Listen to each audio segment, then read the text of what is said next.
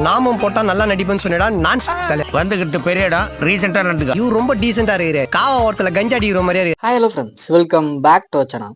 So இன்னைக்கு நம்ம பார்க்க போற படம் பார்த்தீங்கன்னா டேட்டஸ்ல வந்துட்டு ஒரு தெலுங்கு ஹிஸ்டாரிக்கல் ஆக்ஷன் அட்வென்ச்சர் படமாக எடுக்கப்பட்ட ஹரிஹர வீரமாலு அப்படின்ற படத்தோட ரிவ்யூ பத்தி தான் இந்த வீடியோவில் பார்க்க போறோம். சரி, படத்தோட கதை அப்படின்னு எடுத்துட்டீங்கன்னா, அதாவது 16ஆம் நூற்றாண்டுல முகலாய பேரரசு ஆட்சி காலகட்டத்துல நம்ம படத்தோட ஹீரோவான பவன் கல்யாண் பாத்தீங்கன்னா ஒரு கோளாறான திருடனா இருப்பாரு.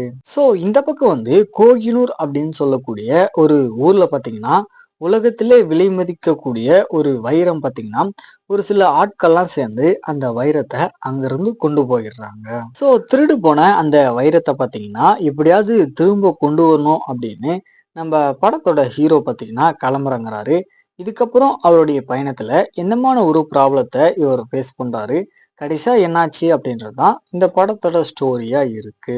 ஷார்ட் அண்ட் ஸ்வீட்டா சொல்லணும் அப்படின்னா இந்த படத்துடைய ப்ரொடக்ஷன் வேல்யூ பாத்தீங்கன்னா ரொம்பவே பிரம்மாண்டமா பண்ணியிருப்பாங்க. ஸோ அது இந்த படத்துடைய பிளஸ் அப்படின்னே சொல்லலாம். தென் விஷுவலாகவும் சரி, இந்த படம் பார்த்தீங்கன்னா உங்களுக்கு நல்ல ஒரு எக்ஸ்பீரியன்ஸை கண்டிப்பாக கிரியேட் பண்ணி கொடுக்கும். பேக்ரவுண்ட் ஸ்கோரோடு சேர்த்து படத்தில் வரக்கூடிய ஆக்ஷன் சீக்வன்ஸ் எல்லாமே பார்த்தீங்கன்னா தரமாக பண்ணியிருப்பாங்க. ஸோ அதுவுமே நல்லா இருந்துச்சு பார்க்கறதுக்கு. ஆக்டிங் வைஸ் அப்படின்னு பார்க்கும்போதும் சரி, நம்ம படத்தோட ஹீரோவான பவன் கல்யாணுமே பார்த்தீங்கன்னா ஒரு நல்ல பர்ஃபார்மன்ஸை கொடுத்துருக்காரு. ஆனால் இருந்தாலுமே படத்தில் வரக்கூடிய சிஜே ஒர்க் எல்லாமே பார்த்தீங்கன்னா சிஜே தான் பண்ணியிருக்காங்க அப்படின்றது அப்பட்டமா தெரியுது.